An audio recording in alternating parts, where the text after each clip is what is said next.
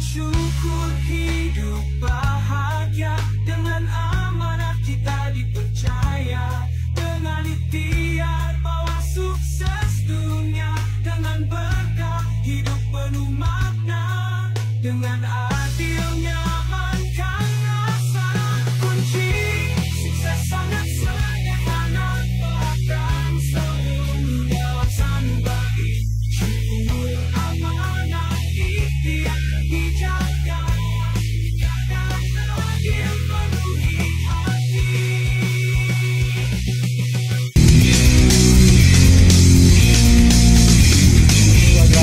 Ketemu lagi kita di channel yang penuh imajinasi, informasi gratis, tidak bayar. Subscribe. Assalamualaikum warahmatullahi wabarakatuh. Menjadi orang baik itu biasa, menjadi orang biasa itu baik, tapi menjadikan kebaikan sebagai suatu kebiasaan itu baru luar biasa. Hidup hanya sekali, ayo bikin berarti. Hidup hanya sesaat, mari tebar banyak manfaat. Teman-teman, hari ini aku ingin sharing, ingin berkicau, ingin berceloteh tentang dialog sederhana seorang kakek dengan cucunya. Ya, ini adalah dialogku dengan cucu pertamaku, Moza. Teman-teman, 2 minggu yang lalu aku menemani cucuku untuk ikut lomba mengingat, yaitu Asian Open Memory Sport Championship yang diadakan di Singapura. 4 hari kami berada di Singapura, tentu di samping sibuk mengikuti kompetisi, ada selang waktu bagi kami untuk berdialog, berjalan-jalan. Pada satu kesempatan, cucuku mengatakan bahwa kok ini, jadi cucuku itu memanggilku ini, punya banyak waktu, bisa menemaniku kemana yang aku mau, beda dengan ayah bundaku yang selalu sibuk dengan pekerjaannya. Tahun lalu ini menemaniku juga ke Manila ikut kompetisi yang sama, sekarang di Singapura. Sejatinya kerjaan ini apa sih? Ujung dari narasi soal aku, itulah pertanyaan cucuku. Apa sejatinya pekerjaan ini? Kok bisa punya banyak waktu? Beda dengan ibuku, beda dengan ayahku, bahkan beda dengan paman, om, tante yang lain. Tentu mendapatkan pertanyaan sederhana sebenarnya, tidaklah susah untuk menjawabnya, tetapi bagaimanapun tentu tidak asal jawab.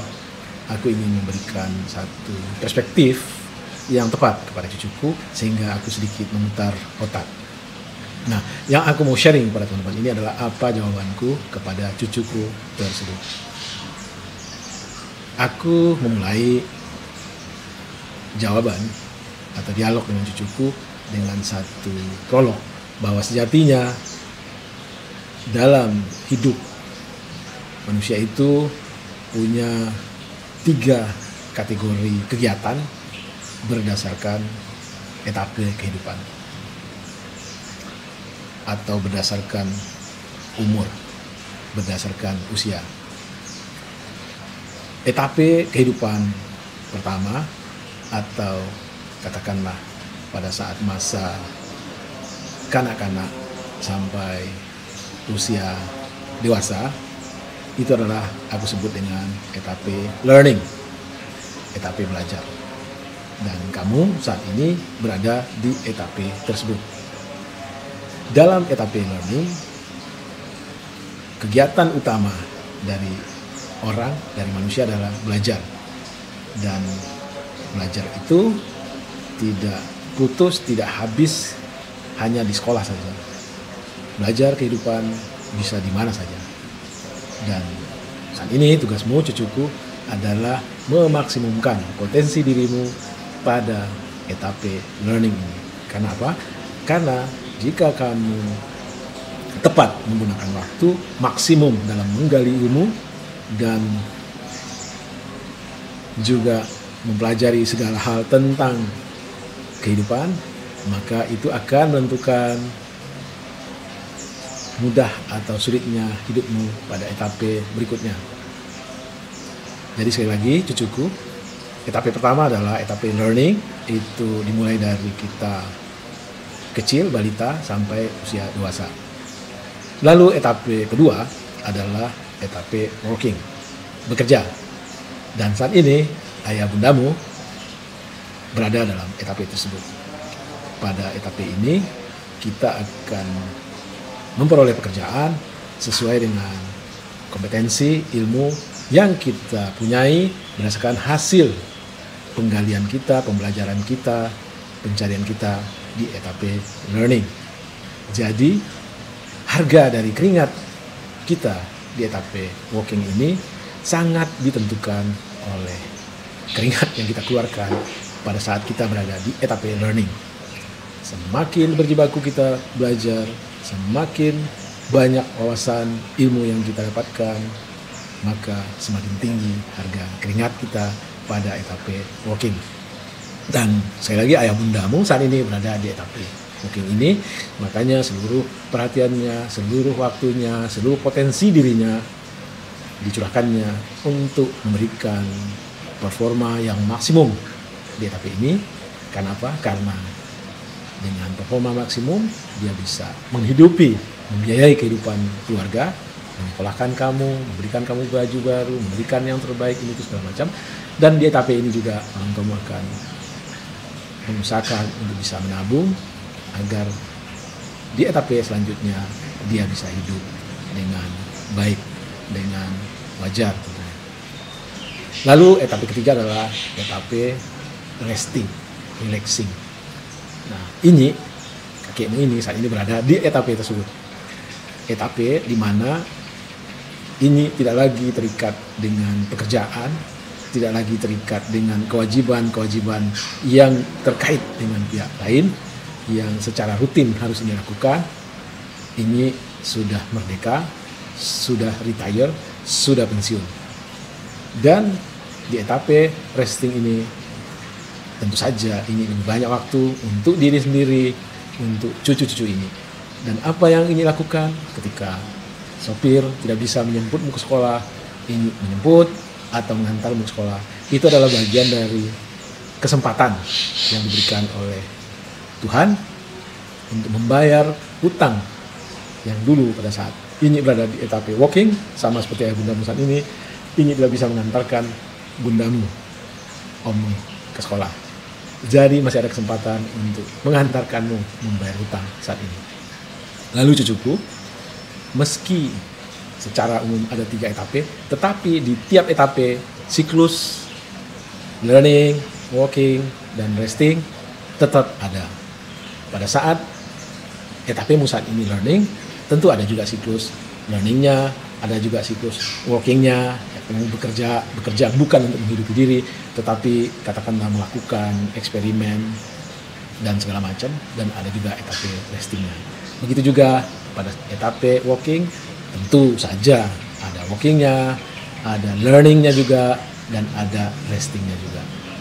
Begitu juga di etape ini saat ini, di etape relaxing, di etape resting, tentu ini juga mengalami siklus yang namanya learning, yang namanya working, yang namanya resting.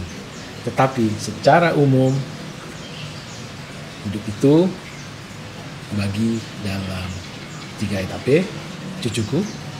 Etape learning, di mana saat ini kamu berada di sana, manfaatkanlah itu semaksimumnya sehingga ilmu yang kamu dapatkan, pengetahuan yang kamu dapatkan, kemampuan yang kamu dapatkan, kompetensi yang kamu peroleh itu benar-benar memberi nilai tambah yang baik, sehingga pada etape berikutnya, etape working, kamu akan mampu bersaing, kamu akan bisa mendapatkan pekerjaan yang tentu saja baik, tentu saja bisa membawamu kepada kehidupan yang lebih baik, bisa memberi kesempatan kepadamu untuk saving, menabung, sehingga pada etape resting, relaxing, kamu punya cukup finansial, cukup keuangan untuk memaintain hidupmu tetap terjaga, ekonomimu tetap terjaga, kesehatanmu tetap terjaga, relasi sosialmu tetap terjaga, dan lain-lain. Intinya, setiap etape yang kita lalui, mari menjadi yang terbaik. Mari memaksimumkan performa. Ya, teman-teman, demikian sharing simple, sederhana, kicau pendek tentang dialog antara aku dan cucuku yang menanyakan kenapa waktuku saat ini jauh lebih banyak daripada waktu ayah bundanya. Dan itu dibuktikannya dengan keluasaanku, ketersediaan waktuku bisa mengantarkan cucuku tersebut kemana-mana. Mudah-mudahan kicau pendek ini bisa memberikan pencerahan, perspektif baru bagi kita semua. Wassalamualaikum warahmatullahi wabarakatuh. Salam sehat dan bahagia. Syukur itu kunci bahagia, sederhana tapi luar biasa. Amanah itu kunci dipercaya oleh semua di sekitar kita.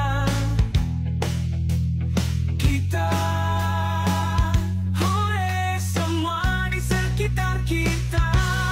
Ikhtiar itu kunci sukses. Kerja keras jangan pernah lelah. Berkah itu kunci bermakna.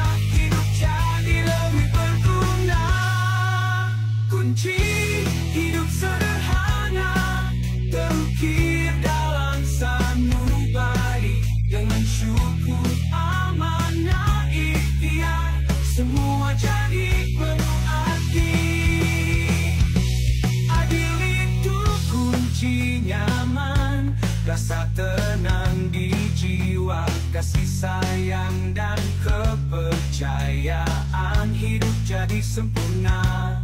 Dengan syukur hidup bahagia, dengan amanah kita dipercaya, dengan ikhtiar bawa sukses dunia, dengan berkah hidup penuh makna, dengan adilnya amankan rasa. Kunci sukses sangat sederhana, bahkan selalu dalam sanubari. Syukur, amanah, ikhtiar dijaga, kadang adil penuhi hati.